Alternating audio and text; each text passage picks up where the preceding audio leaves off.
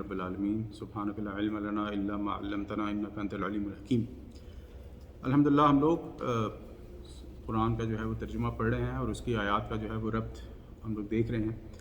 ہم لوگوں نے الحمدللہ سورہ فاتحہ جو ہے وہ ختم کر لی ہے اور آج ہم لوگ سورہ بقرہ شروع کریں گے۔ تو سورہ بقرہ شروع کرنے سے پہلے اس کے بارے میں کچھ جانیں گے ہم، سورہ بقرہ کا تعارف جسے کہا جا سکتا ہے اور اس میں کیا کیا سبجیکٹس ہیں اور کیسے ہیں۔ تو سب سے پہلے ہم نے جیسے بات کی تھی کہ قرآن میں دو طرح کی صورتیں ہیں، ایک مکی اور ایک مدنی۔ تو سورہ بقرہ جو ہے وہ مدنی صورتوں میں سے ہے اور طویل صورتوں میں سے ہے، لمبی صورتوں میں سے ہے۔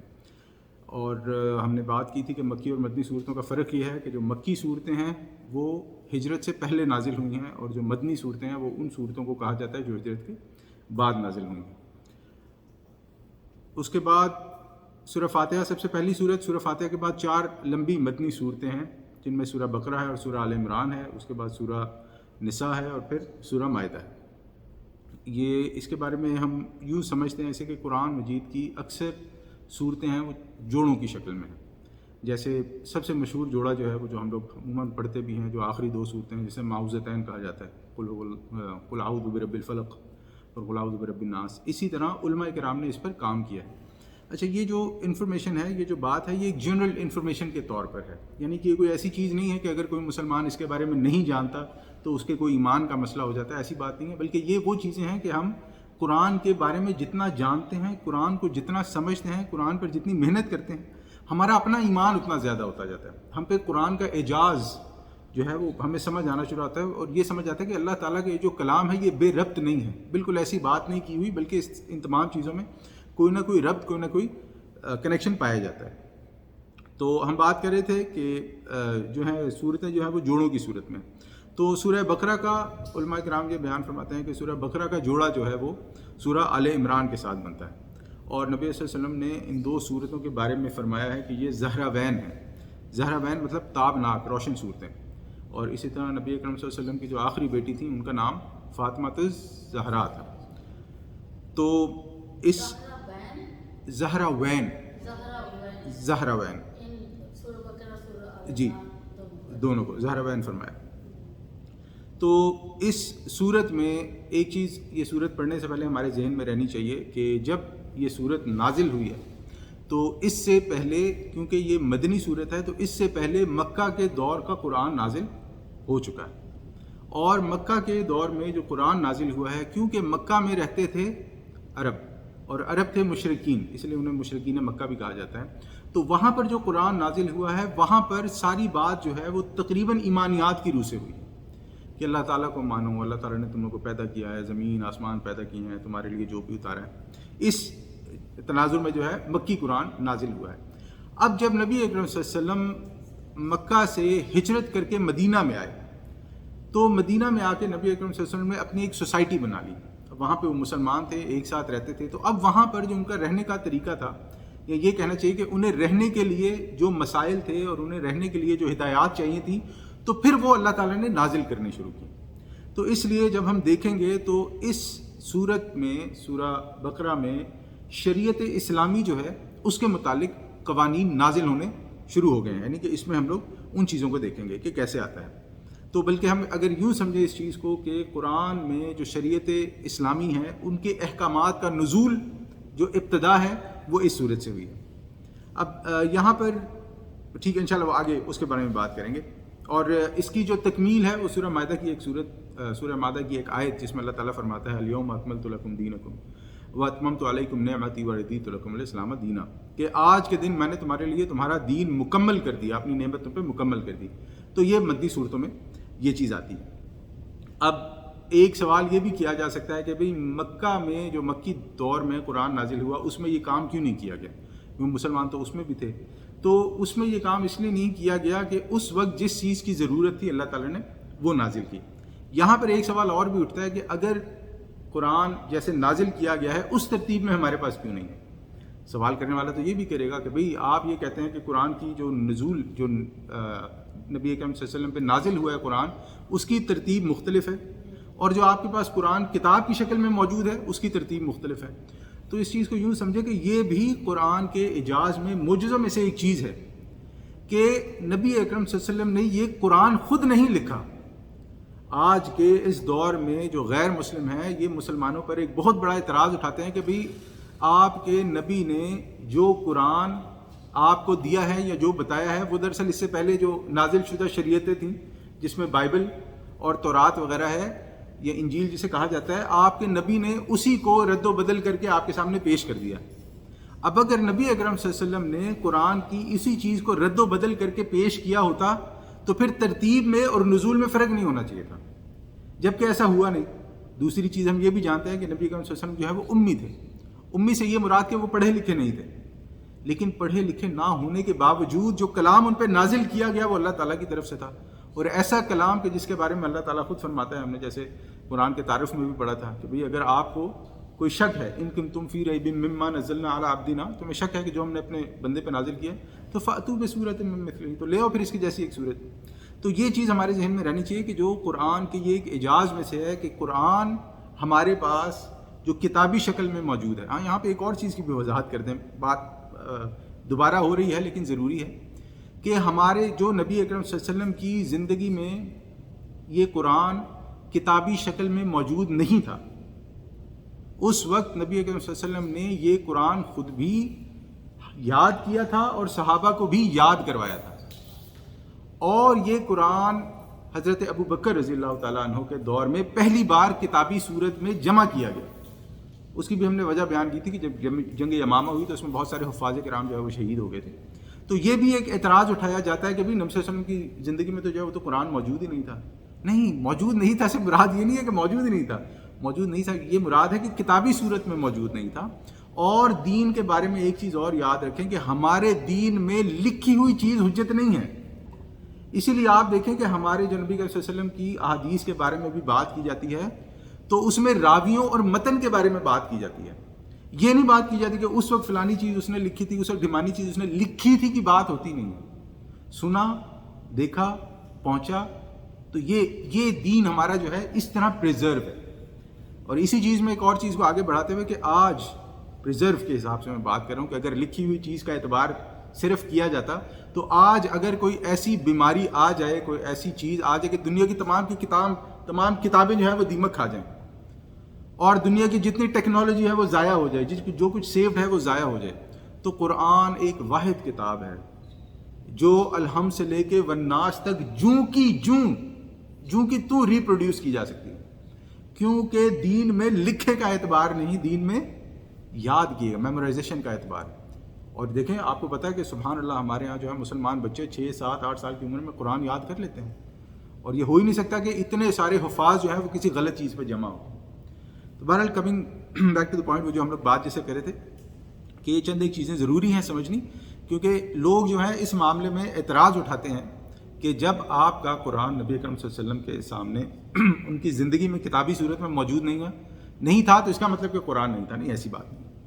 تو سورہ بقرہ میں شریعت محمدی صلی اللہ علیہ وسلم جو ہے، احکام شریعت جو ہے ان کی ابتدا ہوئی۔ اب جب نبی صلی اللہ علیہ وسلم ہجرت کر کے مدینہ گئے تو اب مدینہ میں یہود بھی رہتے تھے اور نصارہ بھی رہتے تھے۔ یہود یعنی یہودی، نصارہ یعنی کرسچنز۔ یہاں پہ آگے چلنے سے پہلے میں آپ کے سامنے ایک اور بات واضح کر دوں۔ دیکھیں قرآن میں جو باتیں، جو واقعات یہود اور نصارہ کے بارے میں آئے ہیں ان کو دیکھنے کے دو طریقے ہیں۔ ایک طریقہ تو یہ ہے کہ ہم اس کو پڑھیں اور ہم کہیں دیکھیں جی انہوں نے یہ کیا، وہ ایسے تھے، وہ ایسے تھے، وہ یہ کرتے تھے، وہ یوں کرتے تھے، وہ یوں کرتے تھے، وہ یوں کرتے تھے، اور اپنے آپ کو اسے الگ کر لیں کہ بھی دیکھو میں تو مسلمان ہوں، وہ یوں کرتے تھے۔ دوسرا طریقہ اسے دیکھنے کا یہ ہے کہ اللہ تعالیٰ نے قرآن میں ان کے بارے میں یہ باتیں ہمیں کیوں بتائیں؟ کیا ہم بھی، یعنی کہ جو اس کی ایک سمجھنے والی بات ہے کہ کیا کہیں ہم بھی ان کے جیسے تو نہیں ہو رہے؟ کیا ایسا تو نہیں ہے کہ وہ ہمارے سامنے موجود ہیں، اللہ تعالیٰ ان کے بارے میں ہمیں ہسٹری بتا رہا ہے، اور ہم بجائے اس ہسٹری کو دیکھ کر یہ سمجھنے کے کہ ان سے جو غلطیاں، جو کوتاہیاں ہوئی ہیں اللہ تعالیٰ نے جو قرآن میں مینشن کی ہیں، کیا ہم بھی وہی تو نہیں کر رہے، یا ہمیں ان سے کیسے بچنا چاہیے؟ اگر ہمارے سامنے قرآن کو سمجھنے کے لیے دونوں چیزیں سامنے نہیں رہیں گی تو پھر ہم لوگ وہی خطا کھائیں گے جو آج سے پہلے والی امتیں کھاتی ہیں کہ ہم لوگ چوزن ونس، کہ ہم لوگ اللہ تعالیٰ کے منتخب کردہ لوگ ہیں، ہمارے علاوہ سارے جہنم میں جائیں گے۔ اور آج جو مسلمانوں کا، غلط تو نہیں کہنا چاہیے لیکن ایک مسلمانوں کے اندر جو یہ سوچ پیدا ہو گئی ہے کہ کیونکہ میں نے کلمہ پڑھ لیا ہے، اشہد ان لا الہ الا اللہ و اشہد ان محمد عبدہ و رسولہ کہہ دیا ہے، تو اب میرے پہ جنت واجب ہو گئی ہے. لیکن نہ انہیں یہ پتہ ہے کہ کلمے کا مطلب کیا ہے، نہ انہیں یہ پتہ ہے کہ اس کی شرائط کیا ہے، نہ انہیں یہ پتہ ہے کہ محبت اللہ تعالیٰ سے کیسے کرنی ہے، ایمان کیا ہے، وغیرہ وغیرہ وغیرہ. تو یہ چیزیں ہمارے لیے سمجھنی جاننی بہت ضروری. تو جب نبی کریم صلی اللہ علیہ وسلم مکے سے ہجرت کر کے مدینہ آئے تو مدینہ میں 3 قبائل جو ہے وہ یہود کے تھے. اور ویسے تو بہت تھے لیکن جو مشہور تھے وہ 3 تھے. ایک تھے بنو نذیر زوئیں کے ساتھ، ایک تھے بنو قینقاع، قاف جو ہے وہ قاف جی قلب والا جی کاف نقطوں والا کاف، اور ایک بنو قریظہ یہ بھی نقطوں والے قاف کے ساتھ. تو سورہ بقرہ میں جو ہے وہ زیادہ خطاب یہود کی طرف ہے. آپ یہ سمجھیں کہ سورہ بقرہ ایسی ہے کہ سورہ بقرہ میں اللہ تعالیٰ نے، کیونکہ یہود کے بارے میں ایک چیز یاد رکھیں کہ ہم سے پہلے جو امت مسلمہ تھی وہ یہود تھی، نصارہ نہیں تھے.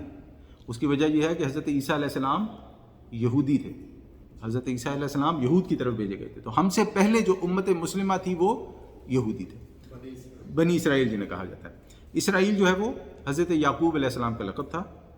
تو اسرائیل جو ہے یہ ظاہری بات ہے ان کی زبان کا لفظ ہے. اسرا کا مطلب جو ہے وہ عبد، جیسے ہمارے عبداللہ ہے عبد، اور ایل جو ہے وہ اللہ تعالیٰ کے لیے استعمال ہوا ہے. تو بنی اسرائیل یہ حضرت یعقوب کے قبیلے سے جو چلے. اب سورہ بقرہ کے تو یہ ایک جنرل ہمارے سامنے آ گیا. سورہ بقرہ کی فضیلت کیا ہے؟ سورہ بقرہ کی اہمیت اور فضیلت کے بارے میں بہت ساری احادیث آئی ہیں، لیکن اس میں سے چند ایک جو ہے ہم اپنے سامنے رکھتے ہیں. سب سے پہلی چیز کہ سورہ بقرہ کے بارے میں نبی کریم صلی اللہ علیہ وسلم نے فرمایا ہے کہ اپنے گھروں کو قبرستان نہ بناؤ، جس گھر میں سورہ بقرہ پڑھی جاتی ہے وہاں پر شیطان داخل نہیں ہوتا. اب یہ حدیث جو ہے نا یہ اٹ سیلف ایک بہت گہری بات ہے، بہت جو ہے نا جسے کہتے ہیں کہ ایک بڑے اس میں موتی پرے ہوئے ہیں بہت سارے. لیکن 2-3 چیزیں اس میں. ایک تو سب سے پہلی بات یہ سمجھ آئی کہ قبرستان میں قرآن نہیں پڑھا جاتا. دوسرا، قبرستان میں شیاطین پائے جاتے ہیں. تیسرا، قرآن کی عظمت یہ نہیں ہے کہ اسے کسی ایسی جگہ پڑھا جائے کہ جہاں پہ نبی صلی اللہ علیہ وسلم نے منع کیا ہے پڑھنے سے. تو اپنے گھر میں پڑھا کرو. یعنی اگر ہم اپنے گھر میں پڑھتے ہیں تو اس کا مطلب سب سے پہلی بات شیطان بھاگیں گے، رحمت نازل ہوگی، اللہ تعالیٰ کی برکتوں والا معاملہ ہوگا. بلکہ علماء کرام تو یہ بھی بیان فرماتے ہیں کہ جس گھر میں بیماریاں آ جائیں اور آپ کو سمجھ نہیں آ رہی کہ بیماری کیوں ہے تو اس گھر میں سورہ بقرہ پڑھنی شروع کرتے ہیں. اگر پڑھ نہیں سکتے تو اونچی آواز میں اس کی تلاوت لگا دیں. اور اسی کی اس بات کو تھوڑا سا آگے بڑھاتے ہوئے ہمارے استاد محترم بیان فرماتے ہیں، ان سے ان کی بات کر رہا تھا تو انہوں نے بتایا کہ ایک ان کے کوئی جاننے والے تھے، وہ بیمار ہو گئے، بڑا موذی مرض، میرے خیال سے غالباً کینسر تھا، مجھے شور نہیں ہے، لیکن ایسا خطرناک مرض لگ گیا کہ ڈاکٹروں نے کہا کہ آپ کا معاملہ جو ہے بہت خطرناک ہے، آپ دوا تو استعمال کر رہے ہیں، اللہ تعالیٰ سے دعا بھی کریں. وہ بیان کرتے ہیں جو بیمار تھے، وہ صاحب بتاتے ہیں میرے استاد محترم کو، انہوں نے کہا کہ میں نے اپنے دل میں یہ تہیہ کر لیا کہ میں نے روز سورہ بقرہ پڑھنی ہے تو کم از کم. اور انہوں نے اس بات کا یعنی کہ اعتقاد کر لیا، اس بات کا ایمان کی حد تک جو ہے نا ان کو بھروسہ تھا کہ یہ قرآن مجھے شفا دے گا. اور انہوں نے قرآن روز پڑھنا شروع کر دیا، تلاوت کرنی جتنا بھی پڑھ سکتے تھے. اور اللہ تعالیٰ نے اس قرآن کے پڑھنے کی برکت سے، اس قرآن کو بار بار تلاوت کرنے کی برکت سے ان کی بیماری کو ختم کر دیا. سبحان. یعنی یہ میرے استاد سے روایت مجھ تک پہنچی ہے، اور میں اپنے استاد کی یعنی کہ وہ جھوٹی بات پہ نہیں ہے، کیونکہ ظاہری بات ہے وہ آگے انہوں نے جس سے بیان کیا ہے وہ بھی ان کے کانٹیکٹ میں ہے. تو اس قرآن میں اتنی برکت ہے کہ اگر انسان کسی بہت ہی موذی مرض میں مبتلا ہے اور وہ اس نیت سے اس قرآن کو پڑھے کہ یہ قرآن کافی ہے، یہ قرآن شافی ہے، تو اللہ تعالیٰ اس قرآن کے ذریعے سے اس شخص کی کوئی بھی، اور میں پھر بولوں گا کوئی بھی بیماری ہو اللہ تعالیٰ سے دور فرما دے. اور خاص طور پہ مسلمانوں کو جو روحانی بیماریاں ہوتی ہیں نا، یہ روحانی والا بڑا مسئلہ ہے ہمارے یہاں. بھولنے کی بیماری ہو جاتی ہے، شک کی بیماری ہو جاتی ہے، اسی طرح ایسا لگتا ہے کہ جیسے ہمارے گھر میں کوئی پھر رہا ہے. بہت 90% ایسا نہیں ہوتا ہے، 90 وہم جو آپ کہہ رہے ہیں 90% ایسا نہیں ہوتا ہے. لیکن کیونکہ ہم انسان ہیں، شیطان ہمیں تنگ کرتا ہے، کبھی کسی طرح کبھی کسی طرح، کبھی جنات کے ذریعے کچھ بھی کر سکتا ہے. لیکن جس گھر میں سورہ بقرہ پڑھی جاتی ہے، جب اللہ کے رسول نے فرمایا تھا کہ اس میں شیطان داخل نہیں ہو سکتا، اس میں شیطان داخل نہیں ہو سکتا. ہمیں سمجھ آتی ہے تو الحمدللہ، ہمیں سمجھ نہیں آتی ہے تو یہ ہماری عقل کا نقص ہے. نبی اکرم صلی اللہ علیہ وسلم کی بات غلط نہیں ہو سکتی. اسی طرح آخری 2 آیات ہم جانتے ہیں حضرت سورہ بقرہ کے بارے میں کہ نبی اکرم صلی اللہ علیہ وسلم نے فرمایا کہ یہ آخری 2 وہ آیات ہیں کہ جب نبی اکرم صلی اللہ علیہ وسلم کو عرش پر لے کے جایا گیا، جہاں پر نبی صلی اللہ علیہ وسلم کو نمازیں کے تحفہ عطا کیا گیا، وہیں پر ہی یہ 2 آیات بھی عطا کی گئی. اور ہم سب کو چاہیے کہ ان 2 آیات کو یاد کریں جو آمن رسولوں سے شروع ہوتی ہیں، اور سونے سے پہلے لازمی پڑھیں ان کو. یعنی کہ سوچیں کہ جو چیز اللہ تعالیٰ نے اپنے حبیب کو، اپنے رسول صلی اللہ علیہ وسلم کو عرش پہ عطا کی ہو، عرش پر عطا کی ہو، یعنی کہ جہاں پہ فرشتے بھی نہیں جا سکتے، یعنی خاص فرشتوں کا مقام ہے، جو اللہ کے رسول کو وہاں پر چیز عطا ہوئی ہو، اس چیز کی ویلیو اور اس چیز کی یعنی کہ کیا ہی بات ہوگی ان کے پڑھنے کی، کیا خاص فضیلت ہوگی. تو ہمیں ضرور کوشش کرنی چاہیے. بلکہ یہاں پر میں ذاتی آپ سے واقعہ شیئر کر رہا ہوں کہ میرے والد صاحب تو مجھے یہ کہا کرتے تھے، اللہ ان کی مغفرت فرمائے، وہ کہتے تھے کہ میں تو جب بھی کسی مصیبت میں پڑتا ہوں میں یہ 2 آیات کا ورد شروع کر دیتا ہوں. اور ایسے ہوا کہ ہم لوگ جا رہے تھے عمرہ کرنے، میرے خیال سے 80s کی بات ہے شاید، قطر میں رہتے تھے تو عمرہ ہم لوگ گاڑی پہ اس وقت جاتے تھے، 2 دن کا سفر ہوتا تھا. اور 80s میں آپ کو پتہ ہے کہ اس وقت روڈیں بھی ایسی نہیں تھی، اور اگر گاڑی خراب ہو جائے تو مسئلہ. تو ہماری بیچ میں گاڑی خراب ہو گئی. اب وہ گاڑی وغیرہ ٹھیک کروائی، لیکن اب وہ جتنی بھی ٹھیک ہوتی تھی جیسا بھی ہوتا تھا، تو اس کے بعد اب میرے والد صاحب گاڑی چلا رہے ہیں اور وہ کچھ پڑھی جا رہے ہیں. تو ہم لوگ الحمدللہ بخیریت عافیت جو ہے پہنچ گئے، مکہ میں پہنچ گئے. اور پھر میں نے پوچھا ان سے کہ آپ نے کیا پڑھ رہے تھے؟ تو انہوں نے کہا کہ میں جو ہے یہ 2 آیات مسلسل پڑھی جا رہا ہوں، اس نیت کے ساتھ کہ اللہ تعالیٰ ہم لوگوں کو بخیریت و عافیت مکہ تک پہنچا دے. کیونکہ اس وقت آپ یاد رکھیں، آج تو یہ مسئلہ نہیں ہے، اس وقت راستے میں گاڑی خراب ہونے کا، راستے کے قبائل اور ڈاکے اور وہ بڑے مسائل ہوتے تھے اس وقت، ہر جگہ ہی ہوتے ہیں وہاں پر بھی. تو یہ بات کرنے کا مقصد کہ اللہ تعالیٰ کے قرآن کو آپ جس نیت سے پڑھیں گے، جو اعتقاد رکھ کے پڑھیں گے، انشاءاللہ اگر خالص نیت سے پڑھیں گے تو اللہ تعالیٰ آپ کا وہ کام کر دے. اسی طرح ایک اور روایت مسلم، مسند احمد اور ترمذی کی ہے کہ نبی صلی اللہ علیہ وسلم نے فرمایا کہ جس گھر میں سورہ فاتحہ پڑھی جاتی ہے شیطان وہاں سے بھاگ جاتا ہے. ایک اور چیز اس سورہ کے بارے میں کہ یہ سورہ آیات کے حساب سے، اپنے حجم کے حساب سے قرآن کی بڑی صورتوں میں سے ہے. اس کی 286 آیات ہیں، 286 آیات ہیں، اور تقریباً 2.5 پاروں پر مشتمل ہے. تقریباً 40 اس میں رکوع ہیں. رکوع کے بارے میں ہماری بات ہوئی تھی. رکوع نبی اکرم صلی اللہ علیہ وسلم کے دور میں نہیں ہوا کرتے تھے، یہ بعد میں تابعین اور تبع تابعین کے دور میں، بلکہ حجاج بن یوسف کے دور میں یہ ہوا تھا کہ قرآن میں جب کیونکہ سورہ بقرہ بہت بڑی ہے تو اس کے اندر جو سبجیکٹس آتے ہیں، جو موضوعات آتے ہیں، تو علماء کرام نے ان کے رکوع باندھ دیے کہ بھئی یہ رکوع یہاں سے یہاں تک یہ سبجیکٹ ہے، یہاں سے یہاں تک یہ سبجیکٹ ہے. اب آتے ہیں اگلی چیز کی طرف. سورہ بقرہ کو سمجھنے کے لیے 2 حصوں میں ڈیوائڈ کیا جا سکتا ہے.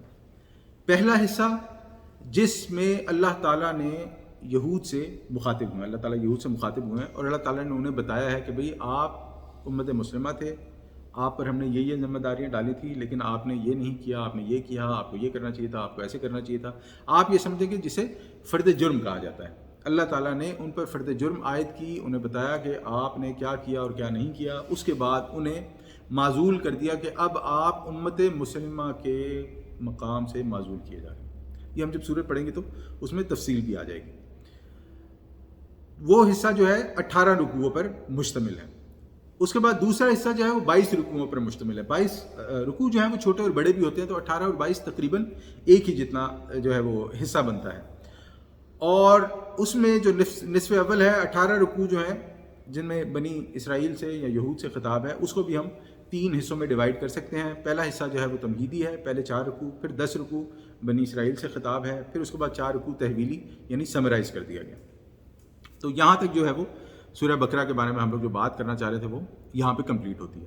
اب ہم چلتے ہیں آگے. اب ہم بات کرتے ہیں سورہ بقرہ کے جو مضامین ہیں اور جو سورہ بقرہ کے مضامین میں ربط ہے. تو اس سے پہلے ایک چیز اور، سورہ بقرہ کے جو پہلے 2 مضامین ہیں ان میں 3 لوگوں کا ذکر کیا ہے، 3 قسم کے گروپس کا ذکر کیا گیا. اور یہ جو اللہ تعالیٰ نے ذکر کیا ہے 3 قسم کے لوگوں کا، یہ ہمیشہ سے دنیا میں ایسے ہی ہوتا ہے کہ جب بھی کوئی نئی دعوت پیش کی جاتی ہے کسی بھی سلسلے میں جب بھی کوئی نئی دعوت پیش کی جاتی ہے تو اس کے سلسلے میں 3 قسم کے لوگ جو ہیں وہ سامنے آتے ہیں. ایک وہ ہوتے ہیں جو اس پر پکا ایمان لے کر آتے ہیں، اس کے پکے جسے کہتے ہیں نا آپ، وہ اس کی سائیڈ لینے والے ہوتے ہیں کہ یہی سچ ہے. دوسرے وہ جو ہوتے ہیں وہ اس کے پکے انکار کرنے والے ہوتے ہیں جنہیں اصطلاح میں کافر کہا جائے، تو پکے کافر ہوتے ہیں، کہتے ہیں یہ نہیں ماننا، وہ صحیح ہے غلط ہے لیکن مجھے نہیں سمجھ آتی، میں نے نہیں مانا، یا مجھے سمجھ آ گئی ہے میں پھر بھی نہیں مانوں گا۔ اور تیسرے لوگ وہ ہوتے ہیں جو سمجھ جاتے ہیں لیکن ان کے اندر اتنی ہمت نہیں ہوتی کہ وہ اس کا اقرار کر سکیں، اور جو انکار کرنے والے ہوتے ہیں ان سے بھی ڈرتے ہیں، اور جو اقرار کرنے والے ہوتے ہیں ان سے بھی ان کے فائدے، آپ یہ سمجھو، بلکہ اس کو اگر ہم سمرائز کریں تو ان کے فائدے جس طرف ہوتے ہیں وہ موقع پر اس کا ساتھ دیتے ہیں۔ اگر اقرار کرنے والے کے ساتھ ایمان والے کے ساتھ ہوں گے تو ان کی سائڈ پہ لے لیں گے کہ ان سے بھی فائدہ ہے، انکار کرنے والے ساتھ ہوں گے تو ان کی سائڈ لے لیں گے کہ ان سے بھی فائدہ ہے۔ تو بیسیکلی ان کا موقف جو ہے وہ اپنے فائدے پر ڈیپینڈ کرتا ہے، منافقین جنہیں قرآن کہتا ہے۔ تو اور میں یہ لفظ استعمال نہیں کرنا چاہ رہا تھا، میں تھوڑا سا آگے چلنا چاہ رہا تھا کہ اگر ہم آج دیکھیں تو آج ایک مسلمان کا رویہ بدقسمتی سے دین کے بارے میں کچھ ایسا ہی ہوتا جا رہا ہے کہ جہاں پر دین ہماری سمجھ کے مطابق ہمیں سمجھ میں آ جائے، ہم کہتے ہیں واہ جی واہ کیا بات ہے دین، جہاں پر ہمیں سمجھ میں نہ آئے وہاں پر ہم کہتے ہیں جی اللہ بڑا غفور ہے، او معاف ہے، خیر ہے، دنیا میں آئے ہیں یہاں پر ادھر رہنا ہے، یہ بھی تو کرنا ہے۔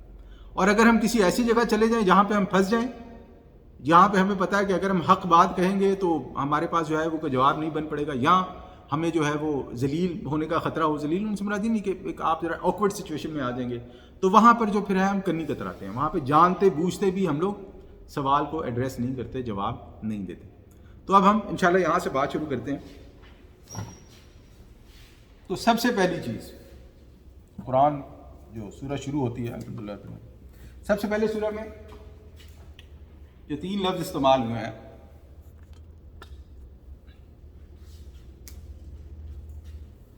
الف لام میم۔ اچھا، انہیں لکھا تو الف لام میم ہی جاتا ہے لیکن انہیں پڑھا علم نہیں جاتا، انہیں الف لام میم ہی پڑھا جاتا ہے، انہیں کہا جاتا ہے حروف مقطعات۔ مقطعات یعنی قطع سے علیحدہ علیحدہ ہے۔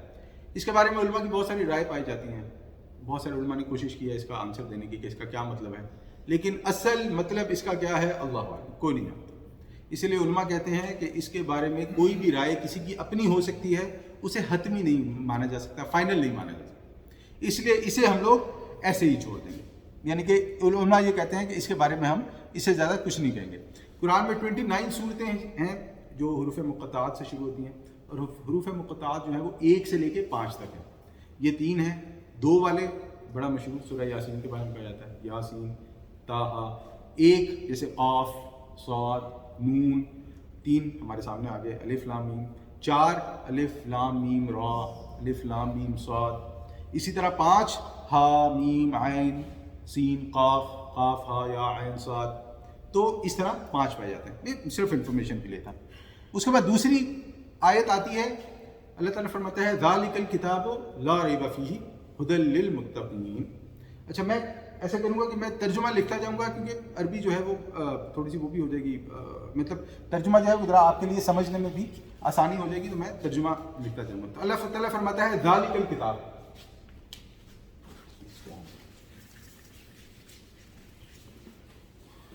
ذالک الکتاب، اللہ تعالیٰ نے فرمایا کہ یہ کتاب ہے۔ پھر اس کے بارے میں کیا فرمایا اس کتاب کے بارے میں کہ اس میں لا ریب،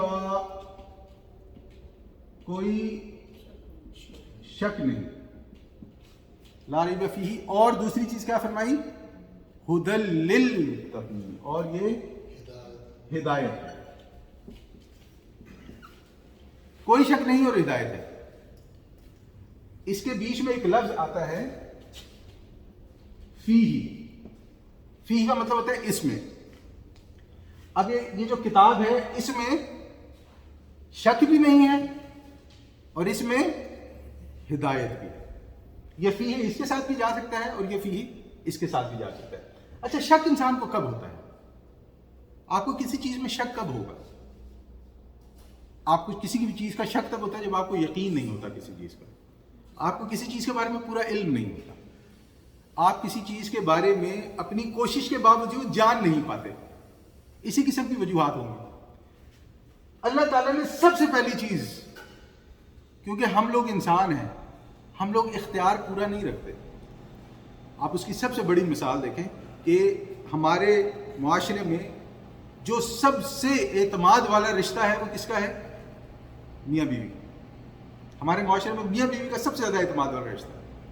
لیکن وہ رشتہ بھی اعتماد پر کھڑا ہے. اس میں بھی اگر شک کی دراڑ پڑ جائے پورے گھر کا بڑا. اور وہ شک کوئی مشکل نہیں ہوتا. وہ کسی نے باہر سے آگے پہ 2 لفظ ہی بولنے ہوتے ہیں. وہ ایسا ہو گیا، فلاں نے ایسا کہہ دیا، تم نے یوں کر دیا، اس نے یوں کر دیا، او بیڑا. اسی لیے جو اللہ تعالیٰ نے سب سے پہلی چیز کی طرف اشارہ کیا، ایک انسان جو کمزور ہے، پورا دسترس نہیں رکھتا چیزوں پر، اس لیے اسے چیزوں میں شک ہوگا. تو اللہ تعالیٰ نے سب سے پہلی بات کیا کی، اس کتاب میں کوئی شک نہیں ہے.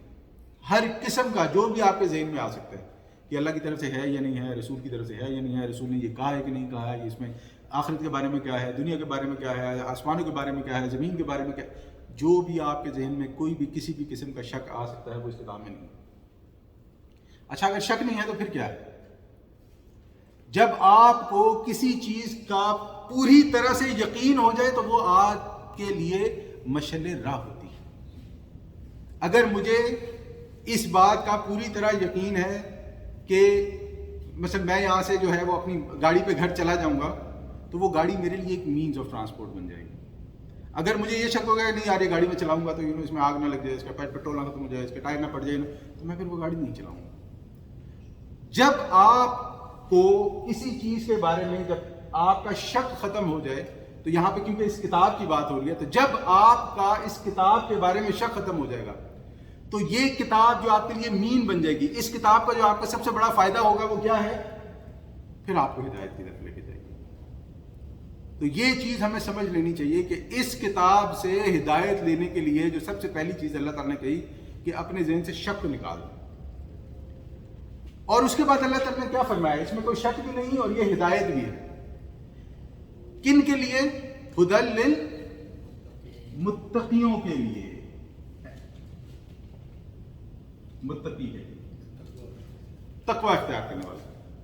اچھا، اس کا مطلب کہ جو متقی ہوگا اس میں یہ شک والی چیز شامل ہوگی، ورنہ تو اسے سمجھ ہی نہیں سکتا. ہدایت تو اسے سمجھ ہی نہیں سکتا، اس کے لیے تو ہدایت ہو نہیں سکتی. یہاں تک کتاب شک نہیں، ہدایت ہے متقیوں کے لیے. اب یہاں پر ظاہر بات ہے سوال پیدا ہو گیا تھا کہ تقوی کیا ہے؟ اللہ تعالیٰ سے ہم کہتے ہیں نا اللہ تعالیٰ کے تقوی اختیار کرو. اب اس کا عموماً ترجمہ کیا جاتا ہے کہ اللہ تعالیٰ سے ڈر جاؤ. ایک طریقہ ہے، بات بتانے کا طریقہ ہے، لیکن اللہ تعالیٰ سے ڈر جانے سے کیا مراد ہے؟ یعنی کہ میں جس طرح نعوذ باللہ کسی ایسے جانور سے ڈرتا ہوں کہ مجھے کاٹ لگا تو میں مر جاؤں گا، کیا وہ ہے اللہ تعالیٰ سے ڈرنا؟ یا ایک بچہ جس طرح اپنے ماں باپ سے ڈرتا ہے وہ ہے ڈرنا؟ یا ایک بچہ، ایک اسٹوڈنٹ جس طرح اسٹوڈنٹ اپنے امتحانات سے ڈرتا ہے، کیا وہ ہے ڈرنا؟ ڈرنا کیا ہے؟ یہ کون سا تقوی ہے جو اللہ تعالیٰ کا اختیار کیا؟ تو اس کے بارے میں بہت ساری رائے جو ہے وہ بیان کی گئی ہے، بہت ساری باتیں بیان کی گئی ہیں. لیکن اگر ہم اس کو یہ سمجھیں کہ اللہ تعالیٰ ہمارا رازق ہے، اللہ تعالیٰ ہمارا مالک ہے، اللہ تعالیٰ نے ہمیں پیدا کیا ہے، اللہ تعالیٰ نے ہمیں نعمتیں دی ہیں، اب یہ ہم پر فرض ہے کہ ہم وہ ہر حکم بجا لائیں جس سے اللہ تعالیٰ خوش ہو. تو اگر ہم تقوی کا مفہوم اس پیرائے میں سمجھیں کہ ہم کوئی ایسا کام نہ کریں جس سے ہمارا رب ہم سے پیار کرنے والا، ہم سے محبت کرنے والا ناراض ہو جائے، تو اس سے ہم تقوی کا مطلب اس کے قریب تر ہو سکتے ہیں کہ ہم اللہ تعالیٰ سے یہ، یعنی کہ اللہ تعالیٰ کی محبت میں کوئی ایسا کام نہ کرے جس سے اللہ تعالیٰ ہم سے ناراض ہو جائے. ایک اور بڑی مشہور حدیث ہے، میرے ذہن میں تھوڑی سی اس کی وہ ہے، لیکن میں آپ کے سامنے بیان کرتا ہوں کہ ایک بار ایک صحابی سے پوچھا گیا، کسی نے پوچھا کہ تقوی کیا ہے؟ تو ان صحابی نے بڑی خوبصورت بات بیان کی. ان صحابی نے کہا کہ آپ مجھے بتائیں کہ اگر آپ کہیں جنگل سے گزر رہے ہوں گے جہاں پہ جھاڑیاں ہیں، پودے ہیں، کانٹے والی جھاڑیاں ہیں، تو آپ کیا کریں گے؟ تو دوسرے صحابی نے بیان کیا کہ جب میں وہاں سے گزروں گا تو میں اپنے آپ کو بچاؤں گا، اپنے کپڑے بچاؤں گا، راستہ دھیان سے چلوں گا، جو راستہ ہے اس پہ دیکھوں گا کہ کہیں کوئی پتھر نہیں، کہیں میں گر نہ جاؤں. تو جن سے سوال کیا گیا تھا انہوں نے کہا کہ تقوی بالکل یہی چیز ہے کہ جب آپ اللہ تعالیٰ کے راستے میں چل رہے ہیں تو جو آپ کے راستے میں جھاڑیاں آئیں، کانٹوں والی جھاڑیاں آئیں، آپ ان سے بچیں، معصیتوں سے، نافرمانیوں سے بچیں. آپ جس راستے پہ چل رہے ہیں یو میک شیور کہ وہاں پر کوئی پرابلم نہ ہو، آپ اس پہ گر نہ جائیں، آپ ادھر یا ادھر نہ چلے جائیں. تو اس معاملے میں تقوی سمجھنا بہت ضروری ہے. ہمارے یہاں ایک بہت بڑا مسئلہ یہ ہے کہ وہ تقوی کے نام پر نعوذ باللہ خدا کو ایسے بنا دیا جاتا ہے کہ وہ جیسے اللہ تعالیٰ جو ہے وہ کوئی بڑی ظالم اور جابر قسم کی شخصیت ہے. نہیں، ایسا بالکل نہیں ہے. اللہ تعالیٰ ہم سے بہت محبت کرنے والا ہے، اور اس کی ہم نے بات کی تھی 99.9999 والی حدیث جو ہم نے بات کی تھی. تو اللہ تعالیٰ ہم سے بہت محبت کرنے والا ہے. تو یہاں پر یہ متقی، اللہ تعالیٰ متقیوں کے بارے میں بیان فرما رہے کہ بھئی متقی ہوگے تو ہدایت ملے گی. آگے اللہ تعالیٰ کیا فرماتا ہے کہ متقی ہیں کون؟ الف لام میم ذالک الکتاب لا ریب فیہ ھدی للمتقین الذین یؤمنون، وہ لوگ جو، اس کو یہاں پہ لے چلتے ہیں، ایمان، وہ لوگ جو ایمان لائے، الذین یؤمنون، ایمان لائے بالغیب، غیب. ایمان کیا ہے بھائی؟ یہ ہمارے یہ بھی ایک بڑی بحث ہوتی ہے نا، یہ مومن ہے، یہ کافر ہے، ایمان کی کمی ہے، ایمان کی زیادہ ہے، ایمان گھٹتا ہے، ایمان بڑھتا ہے. تو ایمان کے بارے میں جو عربی کا لفظ ہم نے بات کی تھی کہ عربی کے ہر لفظ کا ایک مادہ ہوتا ہے، ایک روٹ ورڈ ہوتا ہے. جیسے ہم لوگ کہتے ہیں علامہ، بلکہ میں آپ کو ایک مثال دیتا ہوں. اب یہ جیسے ہے علم، عربی میں عین لام میم، یہ ایک مادہ ہے، روٹ ورڈ ہے. اس سے جو لفظ بنتے ہیں علم، معلم، علامہ، معلوم، اور اس طرح سے لفظ بنتے جائیں گے. جو روٹ ورڈ ہے سو عین لام میم ہے، اس میں بھی عین لام میم ہے، اس میں بھی عین لام میم ہے، اس میں بھی عین لام میم ہے، اس میں بھی عین لام میم ہے. عربی اس طرح چلتی ہے. تو جو امن جو ایمان ہے اس کا روٹ ورڈ ہے امن، الف میم نون، اور اس کے لغوی معنی ہیں کسی چیز کی تصدیق کرنا، یعنی اسے سچا ماننا. اور ایک دوسرے معنی اس کے یہ ہے، امن سے آیا ہے کہ آپ جب کسی کو امن دیتے ہیں، یہ بھی اس کا ایک معنی ہے. تو دین میں اس کا کیا مطلب ہوگا؟ اس سے دین میں اصطلاح میں اس کا یہ مطلب ہوگا کہ ہر وہ چیز جو نبی اکرم صلی اللہ علیہ وسلم نے ہمیں بتائی ہے، جو احکامات نبی اکرم صلی اللہ علیہ وسلم کے ذریعے سے ہم تک پہنچے ہیں، ہم زبان سے اس کا اقرار کریں اور دل سے اس کی تصدیق کریں. یہ دونوں چیزیں بہت ضروری ہیں. ان میں سے کوئی ایک بھی مسنگ ہوگی تو ایمان کامل نہیں ہوگا.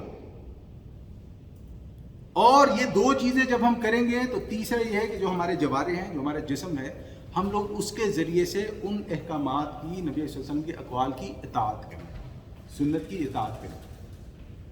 بہرحال علماء کرام یہ فرماتے ہیں کہ جو پہلی دو چیزیں، زبان سے اقرار اور دل سے تصدیق، یہ کسی بھی انسان کے لیے، مسلمان، اللہ تعالیٰ کے پاس اس کا ایمان قابل قبول ہونے کے لیے یہ دو شرائط مسٹ ہیں.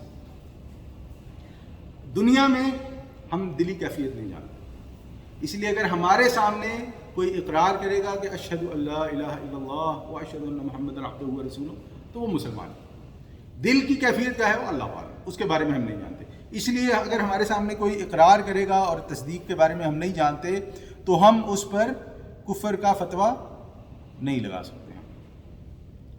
ٹھیک ہے جی، یہاں تک بات ایمان. اور ایمان بالغیب، بالغیب سے کیا مراد ہے؟ دیکھیں ایمان جو ہے نا، ایمان نام ہی بیسیکلی بالغیب کا ہے. ہم نے پہلے بھی بات کی تھی کہ ہم لوگ اس دنیا میں ایک ٹیسٹ کے طور پر بھیجے گا. حضرت آدم علیہ السلام کو جب اللہ تعالیٰ نے بنایا تو حضرت آدم علیہ السلام کو اللہ تعالیٰ نے جنت میں رکھا. پھر جنت میں کچھ واقعات پیش آئے اور اس کے بعد جنت سے حضرت آدم علیہ السلام کو دنیا میں بھیج دیا گیا اور انہیں بتایا گیا کہ بھئی اب آپ کے پاس میرے احکامات پہنچتے رہیں گے، آپ ان کی پیروی کرتے جاؤ گے اور آگے بڑھتے جاؤ گے. پھر ایک مدت بعد آپ یہ دنیا چھوڑ کر واپس آؤ گے اور جس طرح آپ نے اس دنیا میں زندگی گزاری ہوگی اس کے مطابق آپ کو جزا یا سزا دی جائے گی. اب یہ جو معاملہ ہے غیب والا، ہم یہ سمجھ لیں کہ یہ غیب والا معاملہ ٹیسٹ کا ہے. اب مجھ سے میرا بیٹا کل پوچھ رہا تھا، اس نے کہا کہ ہم اللہ تعالیٰ میں کیوں نظر آتے ہیں؟ آپ کہتے رہتے اللہ تعالیٰ ایسے ہیں، اللہ تعالیٰ ویسے ہیں، تو میرا تو بڑا دل کرتا ہے ان سے ملنے کو، میں کیسے ملوں گا؟ اب دیکھیں اس نے تو ایک اپنی اس میں بات کی نا، تو اس کو سمجھانے کے لیے تو آسان ہے کہ جو جیسے ہم اس ملک کا پریزیڈنٹ ہے، وہ پریزیڈنٹ کے پاس ہر کوئی تو نہیں جا سکتا، ایک پروٹوکول ہے، آپ کو فالو کرنا ہے. اسی طرح جتنے جو بڑے لوگ ہوتے ہیں وہ ہر کسی سے تو نہیں ملتے، ان کو ملنے کا ایک پروٹوکول ہے. تو اللہ تعالیٰ تو سب سے بڑا ہے. تو اس کا مطلب اگر آپ نے اللہ تعالیٰ سے ملنا ہے تو جو دنیا میں اللہ تعالیٰ نے کہا ہے وہ کرو گے تو آپ اللہ تعالیٰ سے مل سکو گے. یہ تو ایک سمجھنے کے لیے بات. لیکن اصل میں اللہ تعالیٰ نے جو ہمیں دنیا میں ٹیسٹ کے لیے بھیجا ہے وہ ٹیسٹ ہے ہی سارے کا سارا غیب پر. اسی لیے جو ایمان کے ارکان، اسلام کے 5 ارکان، شہادتین، نماز، زکوٰۃ، روزہ، حج، یہ 5 اسلام کے ارکان. ایمان کے 6 ارکان، اور 6 کے 6 ارکان جو ہے وہ کس پر ہیں؟ غیب پر. پہلا ایمان اللہ پر. اللہ کو کسی نے دیکھا؟ کسی نے نہیں دیکھا. دوسرا ایمان فرشتوں پر. فرشتوں کو کسی نے دیکھا؟ کسی نے نہیں دیکھا. تیسرا ایمان وحی پر، جنہیں کتابیں بھی کہا جاتا ہے. اللہ تعالیٰ فرشتوں کے ذریعے سے وحی بھیجتا ہے. ہم لوگ دیکھتے ہیں فرشتے کو کہ وہ وحی لے کر آیا ہے، کیا کرتا ہے ہمیں نہیں پتا. وحی کس پر آتی ہے؟ انبیاء اور رسول پر. یہ جو نبی کریم صلی اللہ علیہ وسلم پر یا کسی بھی رسول پر ایمان لایا جاتا ہے، اس کے اس وحی، اس معجزے کی وجہ سے ایمان لایا جاتا ہے. جو وہ اپنے دلائل دیتا ہے، جو جب نبی اپنے دلائل دیتا ہے، انشاءاللہ ہم آگے قرآن میں پڑھیں گے کہ جتنے بھی انبیاء آئے، جب انہوں نے اپنے دلائل کے بارے میں بات کی، اپنے دلائل کو سامنے رکھا، تو اس سے پہلے لوگوں نے، جب انہوں نے لوگوں کے سامنے اپنی نبوت کا دعویٰ کیا تو لوگوں نے کہا کہ بھئی پیش کرو، تمہارے پاس کیا دلیل ہے، کیا برہان ہے، تم کیا کس اس پر کہہ رہے ہو. تو وہ برہان جو ہے وہ یہ کتاب، یہ وحی ہوتی تھی. اس کے بعد ان سے سوال بھی کرتے تھے، اس کا جواب دیتے تھے. وہ کہتے تھے میں یہ معجزہ دکھاؤ، یوں کرو، ایکس وائز. تو یہ بھی اندیکھا معاملہ، کم از کم ہمارے لیے تو آج رسول کا معاملہ بھی اندیکھا ہے. ہم نے نبی صلی اللہ علیہ وسلم کو نہیں دیکھا، روایت سے ہی آ رہا ہے اور ہم لوگ اس کو سن کر ہی ایمان لے کر آئے. اللہ پر ایمان، فرشتوں پر ایمان، وحی پر ایمان، رسولوں پر ایمان. آخرت. آج تک کوئی مرنے کے بعد واپس نہیں آیا جس نے ہمیں بتایا ہو کہ آخرت ہے یا نہیں. ہم نہیں جانتے. اسی لیے یہ والا معاملہ سب سے زیادہ پرابلمٹک ہے اس دنیا میں، سب سے زیادہ. کہ لوگ جو اس دنیا میں اپنی مرضی کی زندگی گزارنا چاہتے ہیں، وہ سب سے پہلے جس چیز پہ چوٹ کرتے ہیں وہ کیا ہوتی ہے؟ تم مسلمان، کہ اب دیکھو ڈراتے ہی رہتے، مر جاؤ گے، مر جاؤ گے، مر جاؤ گے، مر جاؤ گے. ہم مر گئے تو مر گئے، اس میں کون سی بات ہے؟ کہ دنیا میں آیا تو مرنا تو ہے ہی نہیں کہ تم لوگ بات کرتے تم مر جاؤ گے، مر جاؤ گے، مر جاؤ گے. اب دیکھیں، جب آپ کا ابھی یہاں سے ابھی تو بات شروع ہوئی ہے، ابھی قرآن شروع ہوا ہے. اب یہ شک والا معاملہ اللہ تعالیٰ نے سب سے پہلے کہا تھا، اور یہاں پہ اس کا جواب بھی آ گیا. یہ شک آ گیا، یہاں پہ اس کا جواب بھی آ گیا، ایمان بالغیب.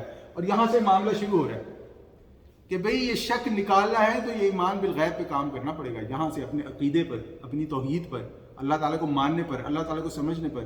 ایمان کس چڑیا کا نام ہے، کس چیز کا نام ہے. یہ آخرت تک، ابھی تو آخرت بہت دور ہے پہنچنا. یہاں سے ہی اللہ پر ایمان سے ہی معاملہ خراب ہونا شروع ہوتا ہے. اور آخرت تک پہنچتے پہنچتے، کیونکہ میں اس دنیا میں اپنی مرضی سے رہنا چاہتا ہوں، میں جو دل میں آئے وہ کرنا چاہتا ہوں. میرے لیے آپ مسلمان ہیں، میرے لیے آپ مسلمان نہیں ہیں، میرے لیے کوئی لڑکا ہے، میرے لیے کوئی لڑکی ہے، میرے لیے کوئی حلال ہے، میرے لیے کوئی حرام ہے، کچھ نہیں مانتا. میں صرف وہ مانوں گا جو میں کرنا چاہتا ہوں. اس کی وجہ یہ ہے کہ جواب دہی نہیں چاہتے ہم. آپ دیکھیں نا، کوئی بھی بچہ ہے، جب تک آپ اسے سب کہہ رہے ہیں نا بیٹا یہ اچھا، بیٹی یہ اچھا، وہ بڑا اچھا ہوتا ہے. جہاں پر آپ نے اسے کہا نا اسٹاپ، خبردار، ہوگا یہ میرے دشمن ہے، یہ مجھے، یہ چاہتے ہی نہیں کہ میں دنیا میں کچھ اچھا کروں. بلکہ یہاں پر نا میں ایک اور چیز کی طرف اشارہ کرنا چاہوں گا، آپ لوگ یہ بات آگے ضرور پہنچائیں. دیکھیں ہمارے معاشرے میں نا آج کل خاص طور پہ بچوں کی تربیت کے معاملے میں ایک بہت بڑا مسئلہ ہے. مسئلہ کیا ہے کہ بچے جب تک ہم پہ ڈیپینڈنٹ ہوتے ہیں وہ ریسیونگ اینڈ پر ہوتے ہیں. اور بچے جب تک ریسیونگ اینڈ پر ہوتے ہیں ہم ان کے لیے رول ماڈل ہوتے ہیں. ظاہری بات ہے، جب تک میں بھی ریسیونگ اینڈ پر تھا، میرے رول ماڈل میرے لیے میرے والد صاحب تھے، کیونکہ وہی مجھے سب کچھ دیتے تھے. اور میرے گھر میں جو عموماً ہمارے یہاں ہوتا ہے، جو بیڈ کریکٹر، بیڈ تو نہیں کہنا چاہیے، یعنی کہ جو اسٹرکٹ کریکٹر تھا وہ میری والدہ کا تھا. کیونکہ وہ منع کرتی ہے کہ تم ایسے نہیں کرو، یہ نہیں کرو، اسے یہ ہوگا، اسے یہ ہوگا. اب والد صاحب تو ظاہری بات ہے، والد صاحب نے تو کام کرنا ہے، انہوں نے جب گھر پہ آنا ہے تو انہوں نے تو محبت ہی کرنی ہے. اب والدہ کے ساتھ کیونکہ زیادہ انٹریکشن ہے تو والدہ نے بتانے کہ آپ ایسے کرو، ایسے نہیں کرو، یہ صحیح ہے، یہ غلط ہے. اب جب تک بچے ہم پر ڈیپینڈنٹ ہوتے ہیں تب تک وہ ریسیونگ اینڈ پر ہوتے ہیں، اور تب تک ہم ان کے رول ماڈل بھی ہوتے ہیں. لیکن ہم ایک چیز ریئلائز کرنا بھول جاتے ہیں کہ وہ بچے وقت کے ساتھ ساتھ بڑے ہو رہے ہیں.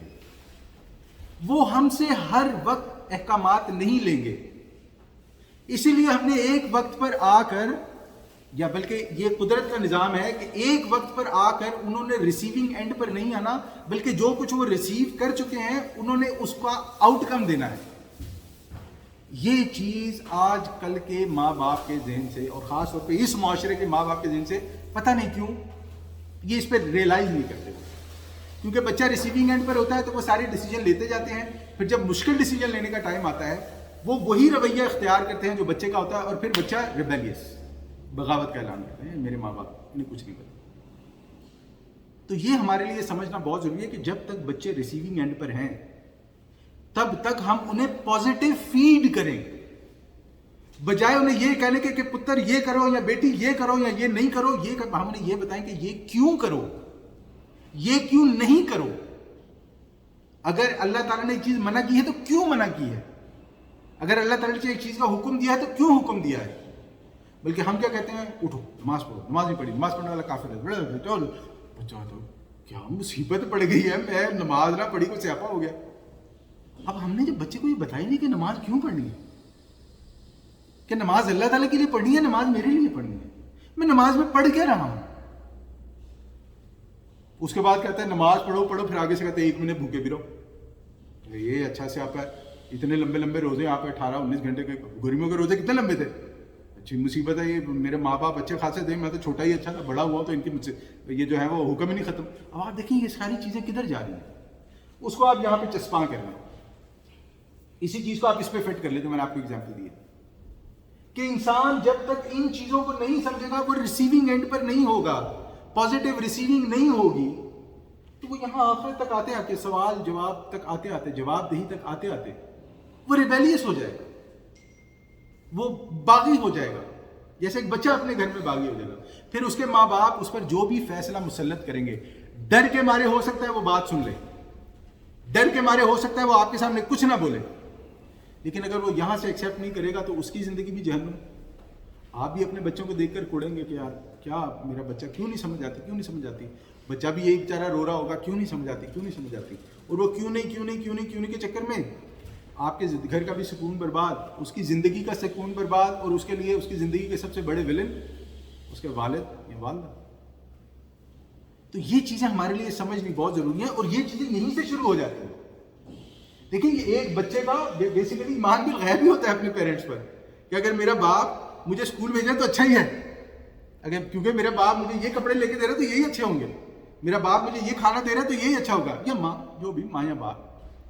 وہ یہ ایمان بالغیب پرابلم ہی تب آتی ہے کہ جب انسان ان چیزوں پر محنت نہیں کرتا. اسی طرح یہ پرابلم ہی ہمارے گھروں میں تب آتی ہے جب انسان ان چیزوں پر اپنے بچوں کے ساتھ محنت نہیں کرتا، بتاتا نہیں ہے ہم سے.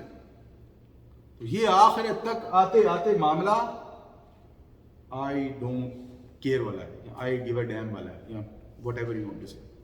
اور آپ دیکھیں کہ یہ کب آتا ہے ہمارے معاشرے میں، یہ کب آتا ہے ہوتا ہمارے معاشرے میں عموماً یہ ہوتا ہے کہ کوئی بلیم نہیں لینا چاہتا خود، کہ بھئی وہ یہ نہیں ماننا چاہتا کہ میں ایسا نہیں کرنا چاہتا، تو وہ کیا کرے گا، وہ بلیم بڑوں کو دینا شروع کر دے گا. یہ میرے والد صاحب ہیں، یہی میں نے لے کے آئے تھے، انہوں نے کہا تھا امریکہ چلو امریکہ چلو امریکہ چلو، میں نے کہا تھا لے کر آؤ، انہوں نے مجھے پڑھایا تھا اسکولوں میں، فلانے اسکول میں فلانے، تو میں نے کہا تھا مجھے پڑھاؤ. اب یہ بیسیکلی بلیم گیم ہے، یہ صرف بلیم گیم ہے. امین اگر تم 18 19 20 22 سال کے ہو کے تمہیں یہ پتا ہے کہ آگ میں چھلانگ لگاؤ گے تو جل جاؤ گے، تمہیں یہ پتا ہے کہ کیا کھانا ہے اور کیا نہیں کھانا ہے، تمہیں یہ پتا ہے کہ اپنی زندگی کے لیے تمہیں یہ پتا ہے کہ کیا صحیح ہے اور کیا غلط ہے، لیکن ماں باپ پہ آگے ساری آنکھیں بند. اگر ان سے کوئی غلطی ہو بھی گئی ہے تو بس صرف ان کی غلطی ہے، تم اس کو سدھار نہیں سکتے ہو یا سکتی، بہت سائڈس، دونوں طرف سے. تو ہمارے لیے یہ سمجھنا بہت ضروری ہے. اور چھٹی چیز، ایمان کے معاملے میں یہ بڑا مشکل معاملہ ہوتا ہے مسلمانوں کے سمجھنے کے لیے، جسے کہا جاتا ہے تقدیر. تقدیر پر، اچھی یا بری تقدیر پر. تقدیر کیا ہے؟ تقدیر کے بارے میں بہت ساری لمبی ابحاث ہے. لیٹس پٹ اٹ دس وے. تقدیر جو ہے یہ اللہ تعالیٰ کا ایک پلان ہے آپ کے اور میرے لیے، جو اللہ تعالیٰ کو پتا ہے کہ کیا ہے. آپ یہ سمجھے تقدیر جو ہے وہ بیسیکلی اللہ تعالیٰ کا ایک علم غیب ہے جو اللہ تعالیٰ ہر چیز کے بارے میں جانتا ہے، میرے بارے میں بھی، آپ کے بارے میں بھی. میں کیا کروں گا، کب کروں گا، کیسے کروں گا، کس کے لیے کروں گا، کون سے ٹائم کروں گا، کون سے ٹائم نہیں کروں گا، میں کب جاگوں گا، میں کب یہ اللہ تعالیٰ کے علم میں ہے. ہر چیز اللہ تعالیٰ کے علم میں. یہ چیز بھی لوگ جب اچھا یہ کیونکہ یہ غیب کے معاملات ہیں، ان غیب کے معاملات میں جب ہم ریشنلائز ہونا شروع ہوتے ہیں، ہم ریزننگ دینا شروع ہوتے ہیں، تو ہم لوگ بھٹکنا شروع ہو جاتے ہیں۔ یہ بالکل ایسا ہی ہے کہ جیسے آپ سے نا ایک 3-4 سال کا بچہ پوچھے کہ میں کہاں سے آیا ہوں، اب اسے کیا جواب دیں؟ اسے ریشنل کیا جواب دے سکتے ہیں؟ یہ کہتے ہیں ہم ہاسپٹل گئے تھے، آپ کو ہاسپٹل سے لے آئے، یا اللہ تعالیٰ نے آپ کو ہمیں دیا ہے some thing, this is what you make, ایسے ہی جواب دیتے ہیں۔ آپ اپنے 3-4 سال کے بچے کو کیا سمجھاؤ گے کہ تم کہاں سے آئے؟ اب یہی معاملہ یہاں پر آ گیا کہ جب ایک انسان یہ چیزیں جو اس کی سمجھ سے باہر ہیں، غیب، ایمان بالغیب، جب یہ غیب ہے ہی غیب اور ہمیں بتانے والی ہی چیزیں جو ہے بیسیکلی یہ ہیں، رسول اور وحی ہے، کیونکہ ان کے بغیر تو ہمیں نہیں پتہ چل سکتا نا، ہمارے لیے چیز ہے ہی غیب، تو ہم کیا کریں گے اس کا، کیسے کریں گے؟ اگر ہم اس چیز کو ری سمرائز کریں، اس کو ری کیا کریں نا، تو بیسیکلی اس چیز کو ہم 3 چیزوں میں کر سکتے ہیں۔ سب سے پہلا ہے اللہ تعالیٰ، پھر آ جاتا ہے رسول، اور تیسری آ جاتی ہے آخرت، جسے موت کہہ سکتے ہیں۔ انسان کی زندگی ان 3 کے بیچ میں، انسان پیدا ہوا، بلکہ اسے شروعات کہنا چاہیے، آپ سمجھ، پیدا ہوا انسان نے مر جانا، اس پیدا اور مرنے کے درمیان میں یہ جو آپ کی زندگی ہے، اس کی ہدایات آپ نے اس رسول سے لینی ہے، اور اس رسول کی وہ جو ہدایات ہمارے پاس آتی ہیں وہ کیسے آتی ہیں؟ وہ وحی کے ذریعے آتی ہیں، جسے ہم کتاب کہتے ہیں۔ یہ چیز، یہ فارمولا ہے جس پر ایک متقی کو محنت کرنے کی ضرورت ہے، سمجھنے کی ضرورت ہے۔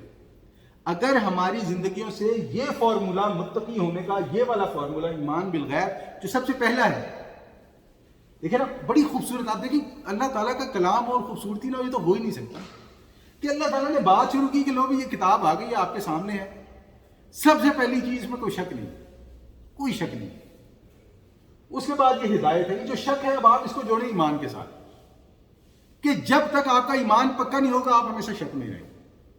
شک میں رہتے ہیں ہم، یہ شک میں رہنا، یہ ہم شک میں رہیں گے، ذریعہ میں دیکھا تو نہیں یعنی میں نے نہیں دیکھا کہ قبر میں کیا معاملہ ہوتا ہے، میں نے نہیں دیکھا فرشتے کیسے ہوتے ہیں، مجھے نہیں پتا کہ یہ جو عالم برزخ ہے، جب موت کے فرشتے آئیں گے تو وہ کیسے دکھیں گے، میں نے نہیں دیکھا۔